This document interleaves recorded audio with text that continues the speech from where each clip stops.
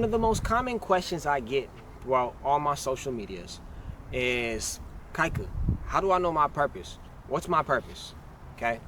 Today I'm going to answer that question for you guys so you don't have to think about what your purpose is, and so you don't have to go out there looking, getting misled of what your purpose is. Because God was specific and he was very clear. In the first chapter of Genesis, which is the first book in the Bible, he was very clear on what man's purpose was as a whole.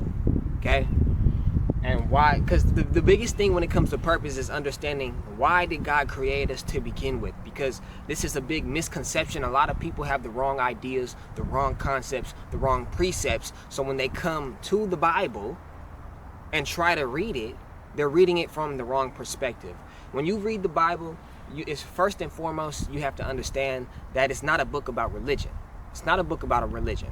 Okay? The Bible contains religion. But the Bible is not a book about religion. The Bible is a book about a king, his royal family, his kingdom, and the cultivation of a foreign territory called Earth. So that's what the Bible is about. And the Bible is about a king who is God's, whose main goal is to cultivate Earth and make it look like heaven. That was his main goal. But in this process, we know in the garden, man fell, and so on and so forth. Everybody heard the story. I'm gonna save that for another day. Okay? But in order for man, and in order for you to know your purpose, you truly do believe have to break down Genesis and study what God intended for man before the fall. Very important, because God had a design for his children. He had a plan for his children, and he had a way that he called his children to live. The first and foremost thing that you have to understand about you is, according to the Bible, God said we were made in his image and in his likeness. Okay? The first thing God tells us about himself is he is creative. He's creator. Okay? It says, Genesis chapter 1, verse 1 says, in the beginning, God created the heavens and earth. So the first thing God tells us is he is creative. And that's very important for us to understand when we're trying to understand who God created us to be. Okay? God is creative, therefore, out of his nature as a creator, okay, it's his nature to create things and make things. That's his nature because he's a creator. Now, the Bible says that we were made in the image and the likeness of God. Okay? So what that means is, it's not that we are God, right? It's not that we are God. No, because that's in this whole spiritual age movement, a lot of people really like to think they're God, and that's not the case at all. No, we have God likeness though. We definitely do have God likeness in the way of, since God is creator, we're just like God, as in we have the ability to create and make things. Okay, so when it comes to you understanding your purpose, it's very important for you to understand who God is, because that's how you understand who you are. Because if we were made in his image and in his likeness, that means we have attributes and characteristics inside of us, built in us, that we are able to use to live here on this earth and ultimately become the greatest version of you that you could possibly become. Because that's what God really wants for you to do, is become the greatest version of yourself. And how you do that. Now, let's answer the question. Based upon Genesis 1:26, Genesis chapter 1, verses 26 through 28 is the entire purpose of man, and it's the entire intent of man. Okay? And it basically says that God created man to have dominion. Okay? And created man to have dominion, and he created man to be fruitful and multiply and subdue the earth. Okay? Now, what that means is, you as man, God specifically called you to dominate. Okay? He called you to dominate. And what that means is, you have gifts, you have talents, you have abilities, you have something very creative about you that makes you you. In your gifts, your talents, and abilities, God is calling you to live in your creative space and make the world a better place. That is what your purpose is, to live in your creative space and make the world a better place. And how do you do that? You do that by executing your gifts, your talents, and your abilities that God has put inside of you. See, God has put a seed of potential and inside of every single one of us. And if we truly harness that seed, if we truly cultivate that seed and pull the potential that is in you outside of you, you're going to begin to be able to be fruitful. That's how you become fruitful. See, a fruit doesn't become a fruit until it comes out of the seed.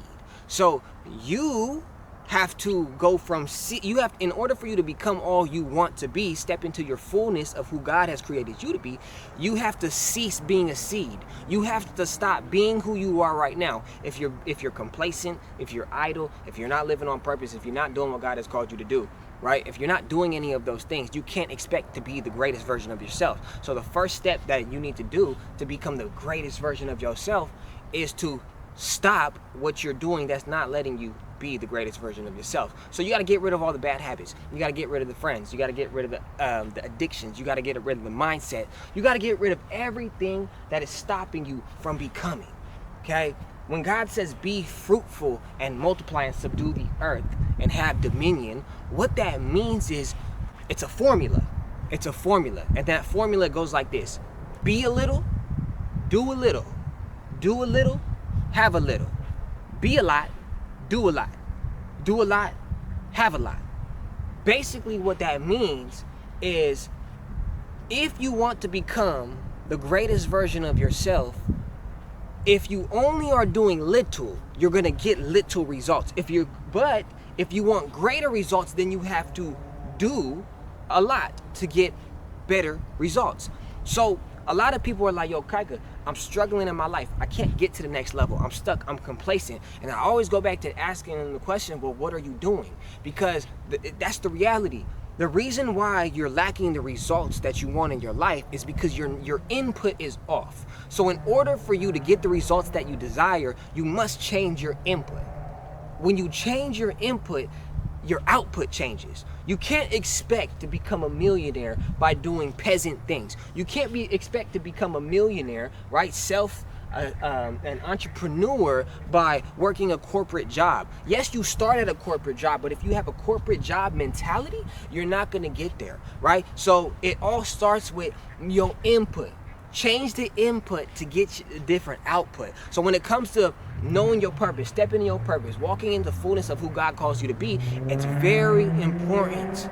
It's very important for you to know who God is, because when you know God, you find yourself. When you know God, He tells you more about yourself. It's not about religion. It really is about relationship. And according to the Bible, when you truly read the Bible, not from your perspective, not from church perspective, from God's perspective, from God's original idea. If you truly want to understand the Bible for what it is, to understand all the tools and the principles necessary to change your life, if you truly want to get it, like, you have to understand, okay, what was God originally intended when He had man who He inspired write this, right? Because the one thing that man will say is, oh, it was written by man. So it don't, like, they try to use that excuse so they don't have to read it because it was written by man. But the crazy thing is, you went to school and every single book in that school was written by man.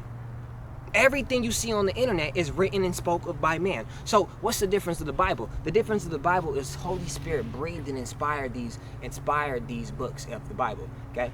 And it's very important for us to understand that the Bible, the whole purpose of the Bible, it's about kingdom. Okay, it's about kingdom. So there's kingdom principles that are hidden in the Bible for God's children.